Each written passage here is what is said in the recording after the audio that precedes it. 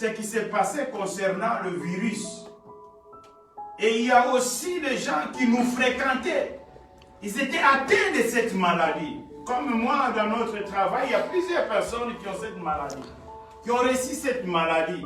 Mais Dieu, pour sa miséricorde, Dieu, pour son amour, il nous a gardés. Vous savez, là où nous avons passé, là où nous avons touché, là où nous avons parlé avec des gens qui avaient des maladies, mais Dieu nous a protégés. Il a protégé pas seulement nous, et il a protégé aussi notre famille, afin que notre famille ne soit pas atteinte de cette maladie, de cette pandémie, de cette maladie diabolique. Alléluia. Amen. Nous avons raison de témoigner la grandeur de Dieu. Nous avons raison de remercier le Seigneur, comme notre frère vient de dire. Il ne peut pas manquer un enfant de Dieu. Il ne peut pas manquer un témoignage devant ce grand Dieu. Parce que nous avons les témoignages de jour au jour. Vous savez seulement dormir et réveiller. Tout une grande témoignage, c'est un mystère. C'est un mystère. Tu dors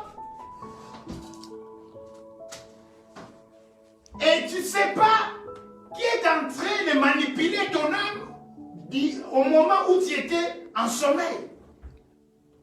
Il y a des gens qui manipulent ton âme. Tu te trouves quelque part en Afrique, en Asie ou quelque part, tu penses que peut-être que c'est un rêve. Mais il y a quelqu'un aussi, ça peut être aussi quelqu'un qui manipule ton âme, qui amène ton âme dans les endroits où toi tu ne voulais même pas aller. Mais durant le sommeil, tu te trouves dans ces lieux. C'est lui qui manipule ton âme. Il a aussi la force d'enlever ton âme. Parce que quand il prend ton âme, il commence à manipuler. Il peut te tuer. Mais c'est Dieu qui protège. Raison pour laquelle un enfant de Dieu, un serviteur de Dieu ou une servante de l'Éternel ne peut pas manquer de témoignage, à témoigner la grandeur de Dieu, à témoigner la puissance de Dieu, à témoigner le miracle que Dieu est en train de faire dans sa vie et dans son entourage. Amen. Alléluia. Amen. Dieu est merveilleux. Au courant de 2 semaines passées, nous avons parlé de la prière. Nous avons parlé de la prière. Nous avons dit que un enfant de Dieu, un homme de Dieu, ou soit un serviteur de Dieu, ou soit une servante de l'Éternel, il est obligé à avoir la vie de prière. La vie de prière, c'est un dialogue.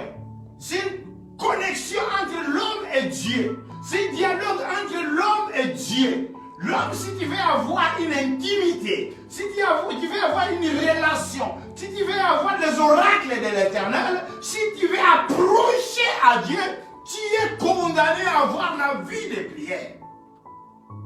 La vie de prière est très importante sur la vie d'un serviteur de Dieu ou d'un enfant de Dieu. C'est très, très, très important. Tu ne peux pas avoir une relation avec Dieu sans avoir la vie de prière.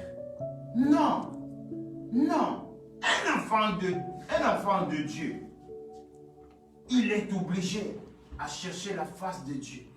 De jour au jour. N'attends pas le dimanche, le jour de l'église. On n'attend pas le jour de l'intercession, parce que nous avons l'intercession mercredi, parce que nous avons l'intercession vendredi, parce que nous avons l'église le dimanche. Tu attends les jours là pour venir prier. Non, un enfant de Dieu, il doit planifier son temps avec Dieu. Un enfant de Dieu, il doit s'approcher avec tout son cœur devant Dieu. C'est une grâce, c'est un privilège que Dieu t'a donné d'avoir une relation, connexion avec lui. C'est une grâce. Il y a plusieurs qui ont envie de s'approcher, mais ils n'arrivent pas. Ils n'arrivent pas. Il y a plusieurs aussi qui ne veulent pas qui ne veut pas ni approcher Dieu. Si tu le parles de Dieu, c'est comme tu le parles, je ne sais pas quoi dire. Ça le dérange. Ça le dérange.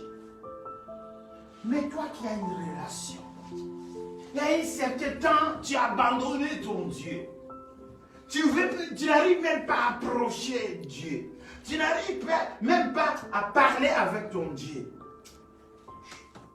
Ce n'est pas que parce que tu ne veux pas, mais tu n'arrives pas. Tu étais un intercesseur. Tu étais quelqu'un qui était discipliné. Tu étais quelqu'un qui cherchait la face de Dieu. Tu avais ton temps planifié avec Dieu. À chaque moment, tu approchais Dieu. À chaque moment, ton cœur battait pour chercher Dieu. Si tu rates le temps là où le temps que tu as planifié pour prier, tu n'es pas calme. Tu n'es pas calme là où tu es. Ton cœur va mal. Ton cœur va mal. Parce que tu veux approcher ce Dieu-là. Mais, vous savez, dans la vie, il faut savoir marcher. Un enfant de Dieu, il doit être discipliné. Discipliné pour ne pas détruire ce que tu as en toi. On peut détruire ta vie de prière. Parce qu'on t'a donné une nourriture déjà envoûtée. Et ça détruit ta vie de prière. Tu manges n'importe quoi, tu manges n'importe où. Ça détruit la vie de prière. Si tu rencontres des gens qui pratiquent le mal, qui veulent détruire ta vie, tu sais, la vie de prière, c'est une vie précieuse. Pas tout le monde qui est content de te voir que tu as la vie de prière. Il y a des gens, leur but, de détruire ta vie de prière. De détruire ta vie de prière. C'est leur mission. On les a envoyés parce qu'avant de t'atteindre, ils vont tout d'abord détruire ta vie de prière. Parce que l'ennemi ne peut pas t'atteindre quand tu as une vie de prière. Vous savez, la vie de prière qui amène la sanctification, la vie de prière qui amène la sainteté, la vie de prière qui amène le Saint-Esprit en toi. C'est la vie de prière. Alléluia. Amen. Tu allumes le Saint-Esprit à travers de la prière. Tu deviens fort. C'est une énergie que tu es en train de charger. Vous savez, la voiture ne peut pas rouler sans avoir le benzine là-dedans. Ou ton téléphone, tu ne peux pas téléphoner s'il n'est pas chargé. Tu as tout là. Tu as tout dans ton téléphone. Il y a tout que tu as dans ton téléphone. Mais si le téléphone n'est pas chargé, tu ne peux pas l'utiliser. Et c'est comme la vie de prière. C'est une énergie que tu es en train de mettre dans ton corps. C'est une énergie. Tu es obligé de chercher cette énergie-là. Alléluia. Amen. Il y a des choses que tu ne veux pas faire. Tu ne le veux pas, mais tu le fais. Tu le fais pourquoi? Parce que tu n'as pas cette énergie en toi. Pierre a dit à Jésus que je ne te nierai jamais, mon Dieu. Mon Seigneur, je ne te nierai jamais, jamais. Moi, Pierre, de te nier. Non. Non, je ne te nierai pas. Mais Pierre a nié Jésus. Manque de l'énergie. Tu penses que Pierre l'a fait exprès? Tu penses que Pierre l'a fait parce qu'il a voulu? Pierre a dit la vérité que je ne te nierai jamais. Mais il l'a fait. Il l'a nié. Pourquoi? Nous devons avoir la vie de prière. Marchons dans la crainte. Ce qui peut nous sauver à marcher selon la parole de Dieu, c'est la vie de prière. La vie de prière nous donne une énergie. Même quand tu dors, tu es assuré parce que tu as la vie de prière. Tu dors, tu ne sais rien, mais tu combats dans le sommeil. Tu détruis, tu casses, tu brises, tu neutralises dans le songe parce que tu as l'énergie en toi, parce que tu as une vie de prière. La vie de prière est très importante. Ne lâche pas, ne te laisse pas faire, ne te laisse pas influencer par les gens. Toi qui pries tous les jours, qu'est-ce que tu as eu? Toi qui pries tous les jours, à chaque moment, qu'est-ce que tu as réussi? Ça, c'est l'influence du diable, de l'ennemi. Toi qui pries tous les jours, qu'est-ce qu'il y a? J'ai prié, oui. Qu'est-ce que j'ai? J'ai Dieu. J'ai la silence. J'ai Jésus. Il est à moi. Il est à moi. Il est à moi. Comme il est à moi, il est à moi. Moi, je suis en lui. La mort ne me viendra jamais. Alléluia. Amen. Cherchons la face de Dieu. N'abandonne pas la prière. Ne néglige pas la prière. Ne prends pas la prière. Ne prends pas la prière à la légère. Cherche la face de Dieu. Serviteur de l'Éternel, servante de Dieu, serviteur de Dieu, un enfant de Dieu, je vous en supplie, je vous parle de tout mon cœur. Je connais la puissance de la prière. Je sais comment Dieu opère. Ceux qui sont justes, ceux qui cherchent sa face.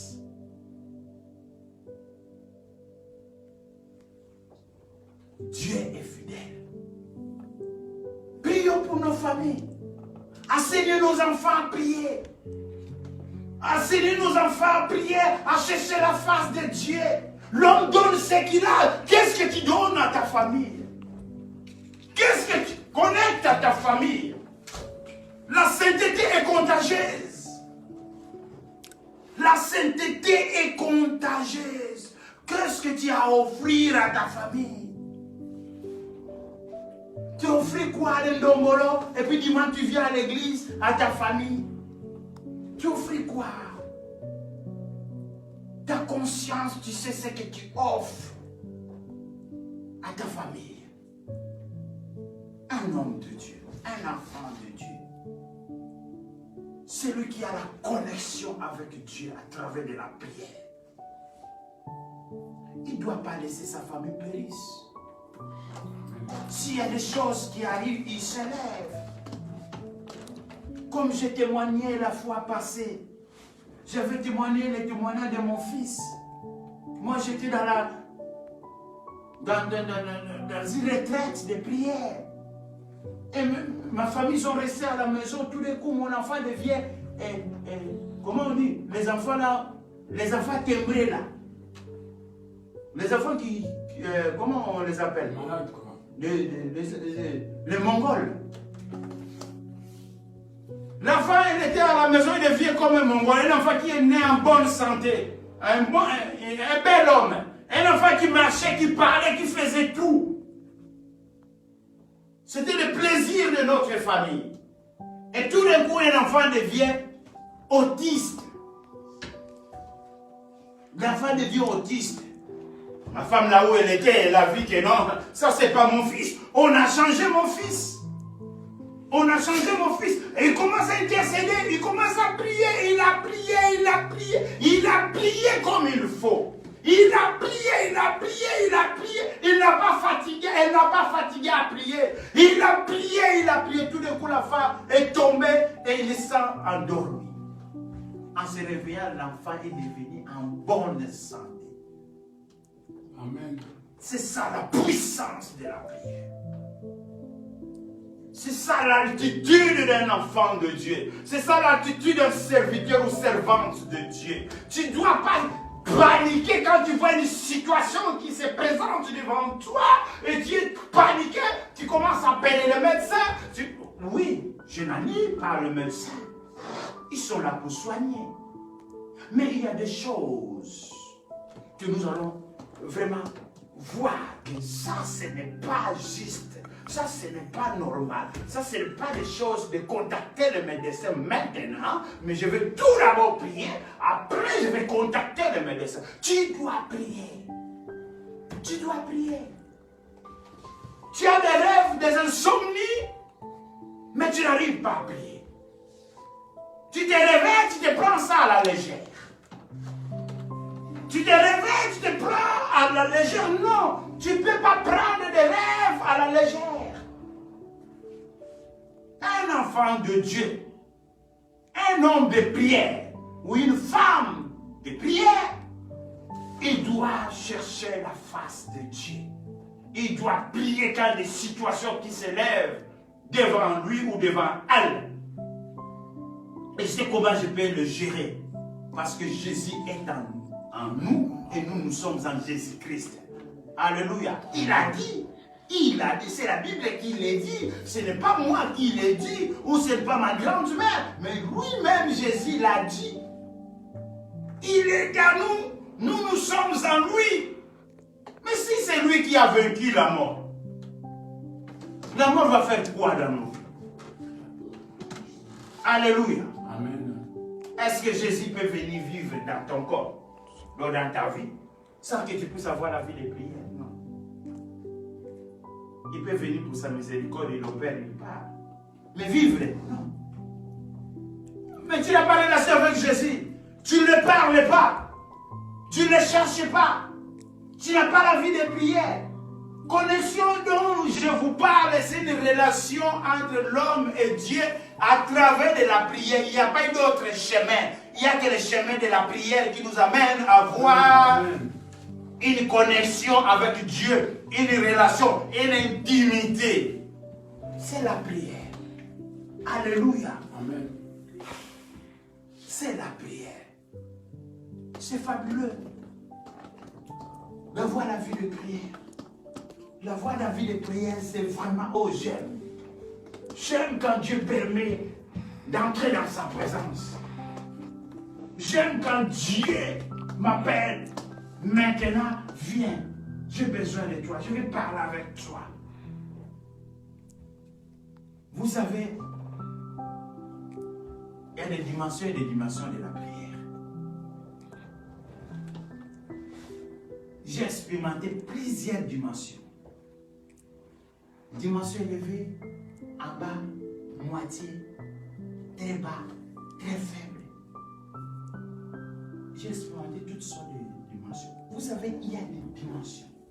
Quand tu arrives à cette dimension-là, tu deviens comme un robot. Tu deviens comme un robot, tu ne peux rien faire sans que Dieu puisse te parler. Tu l'écoutes comme je vous écoute.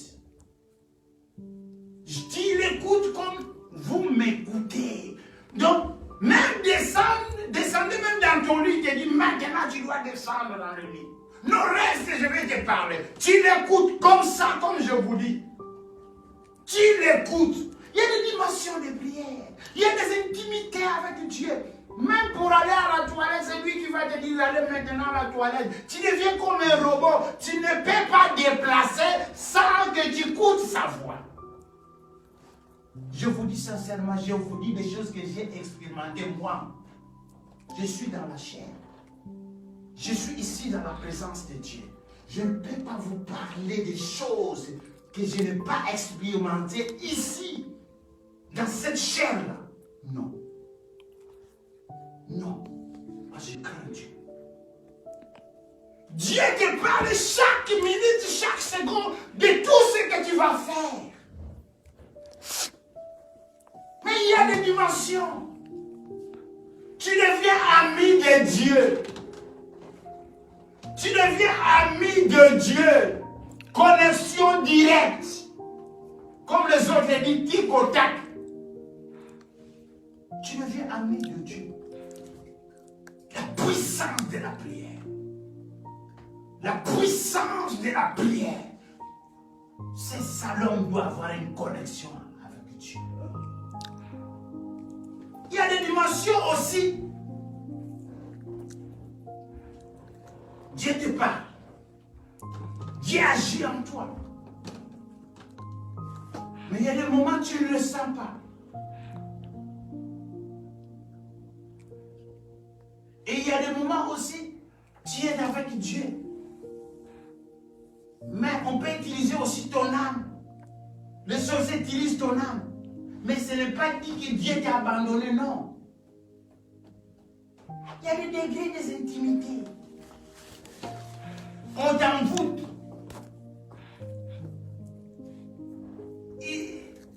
que les sorciers font en toi.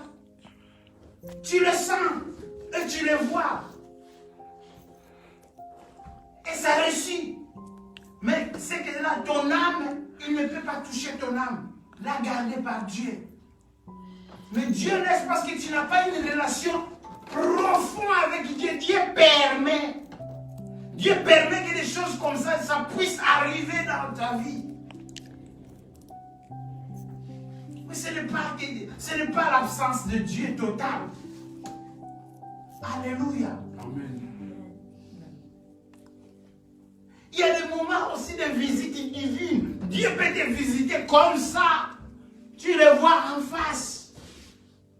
L'intimité, il vient, il te visite face à face. J'ai vécu des choses que je vous dis. Je l'ai vu en face, étant qu'homme, dans le corps humain. Devant moi, face à face. Face à face. C'est ça la puissance de la prière. Tu ouvres le ciel à travers de la prière. Le ciel s'ouvre. Dieu descend. C'est la prière. Le ciel s'ouvre. Tu vois Dieu descend. Dieu te parle physiquement, face à face. Il y en a des dimensions. Bien aimé, nous sommes obligés de chercher la face de Dieu. Nous sommes obligés de prier Dieu.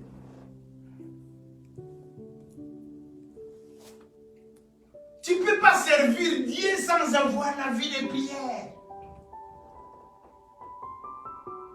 Tu ne peux pas devenir un pasteur sans avoir la vie de prière. Tu ne peux pas avoir un docteur sans avoir la vie de prière. Tu ne peux pas devenir un évangéliste ou un archibishop interplanétaire sans avoir la vie de prière. Tu es obligé d'avoir la vie de prière. Obligé. Un pasteur, c'est la voie. Sans la vie de prière, ce n'est pas un pasteur. Un docteur sans la vie de prière, il n'est pas un docteur. Où tu vas prendre les oracles si tu n'as pas la connexion avec Saint-Esprit? Et les oracles, docteur, où tu prends des oracles? Dans la bouche docteur. Dans la bouche pasteur évangéliste, où tu prends tes oracles? D'où viennent tes oracles? Qui t'inspire les oracles? Si tu n'as pas la vie de prière, tu n'as pas la connexion avec Dieu. Le travail que nous faisons, c'est le travail de Dieu. Tu dois avoir une relation avec Dieu parce que c'est lui le maître du travail. C'est lui qui nous donne le travail. Tu dois être connecté avec Dieu pour qu'il puisse te dire ce que tu dois faire concernant son travail. Mais tu ne peux pas faire le travail de Dieu pour ta propre connaissance. Tu ne le peux pas. Pour ta propre connaissance, tu ne peux pas. Tu ne peux pas. L'homme donne ce qu'il a. Ce qu'il a reçu, tu l'as reçu à qui? Et qu'est-ce que tu as reçu? Est-ce que tu as une relation avec Dieu? Est-ce que tu as une vie de prière? Avoir une connexion? Est-ce que c'est une parole pour devenir Réma? La parole que tu lis, que ça devient Réma. Que cette parole puisse devenir Réma, tu dois avoir une connexion avec l'Éternel. Sinon, tu dois être bloqué. Si tu n'as pas la vie de prière, tu demandes à Dieu. Dieu, donne-moi la vie de prière. Alléluia. Amen. Nous allons lire la parole de Dieu. Si quelqu'un peut nous lire dans le livre des Actes, Actes 16, 25. Qu'est-ce que la Bible nous dit?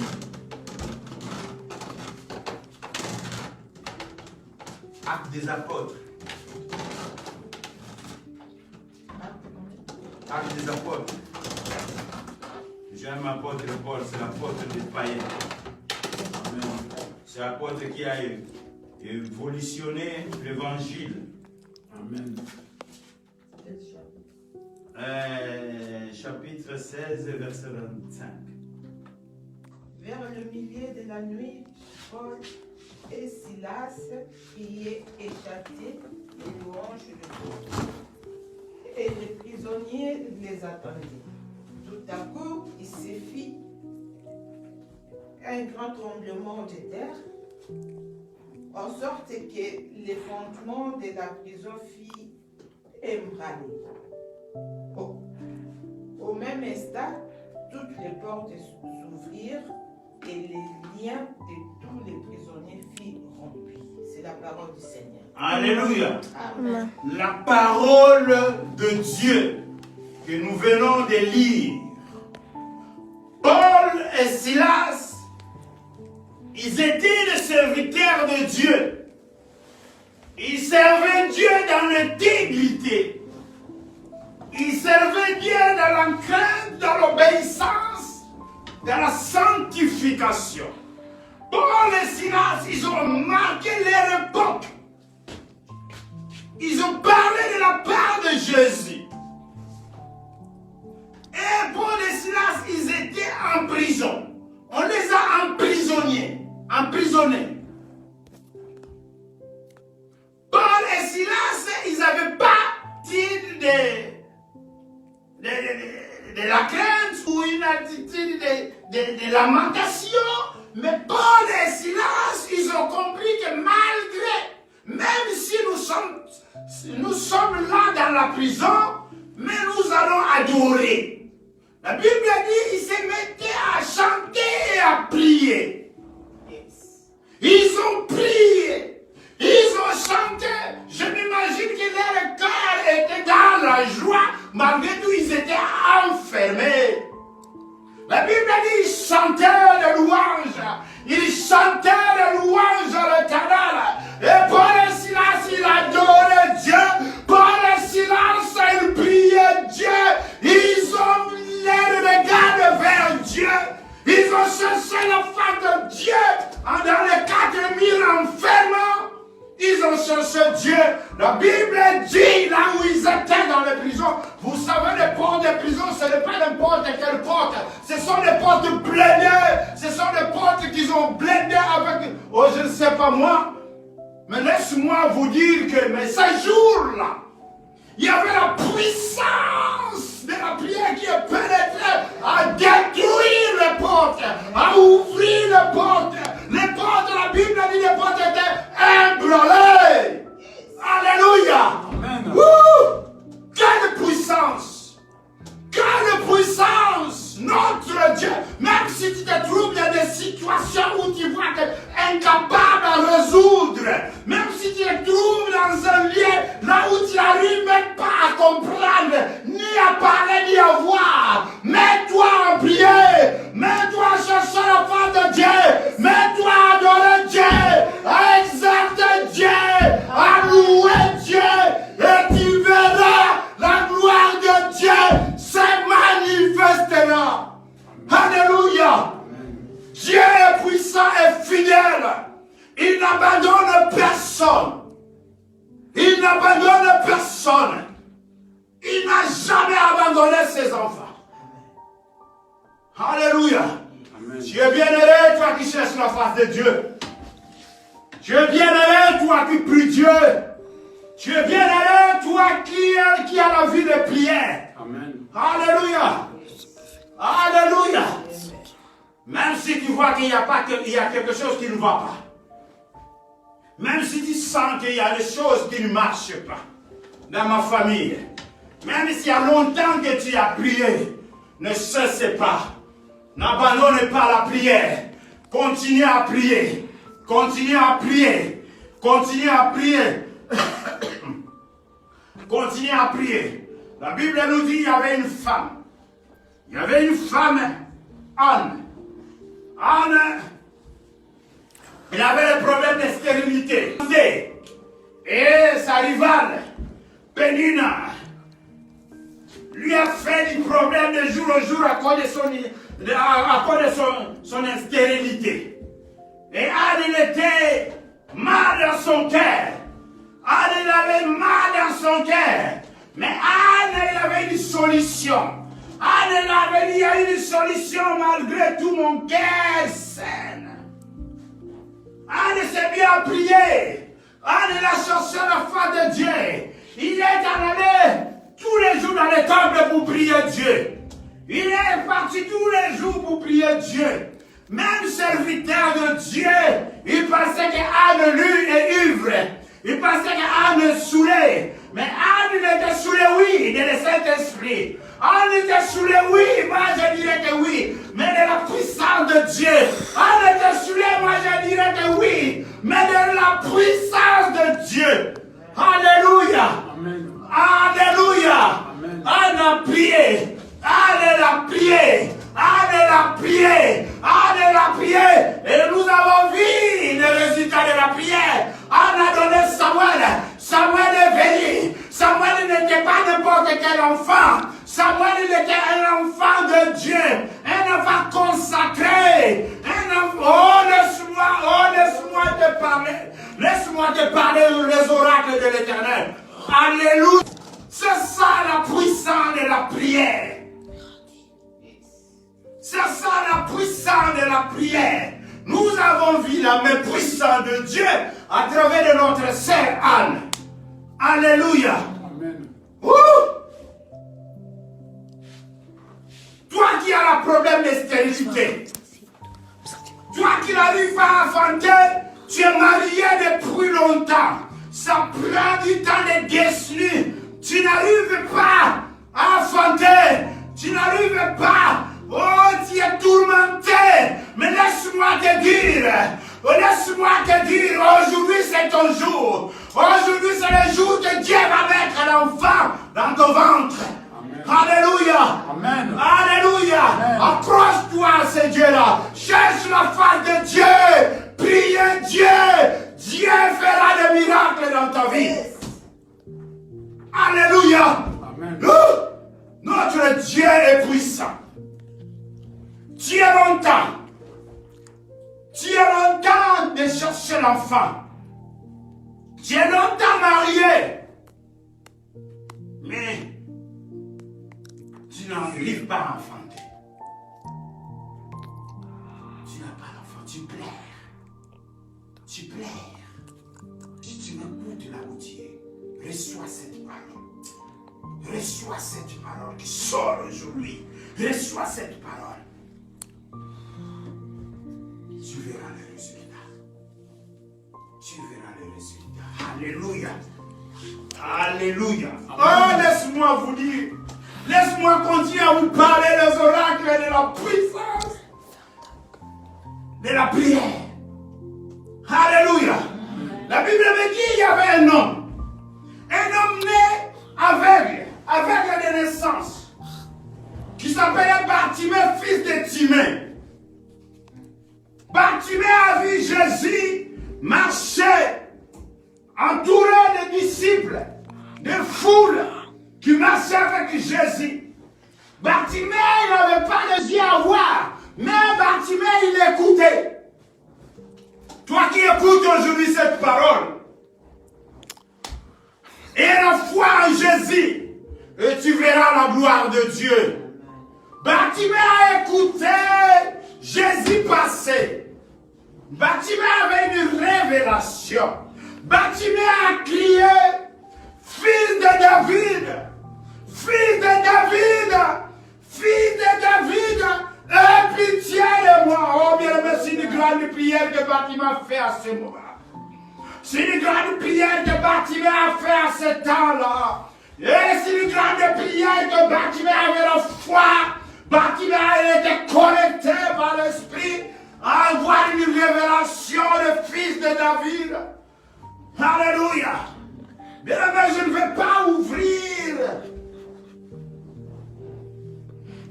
trop, mais je vais aller comme un évangéliste.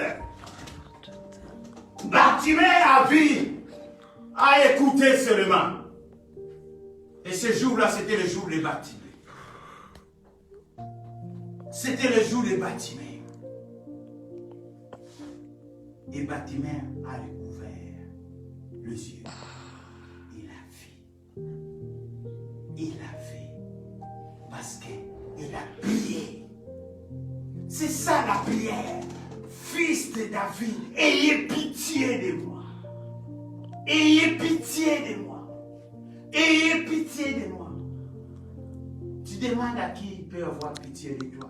À un homme. Que tu mets ton espoir. Tu demandes à qui peut avoir pitié de toi? À un homme. Mais demande à Jésus. Demande à Jésus.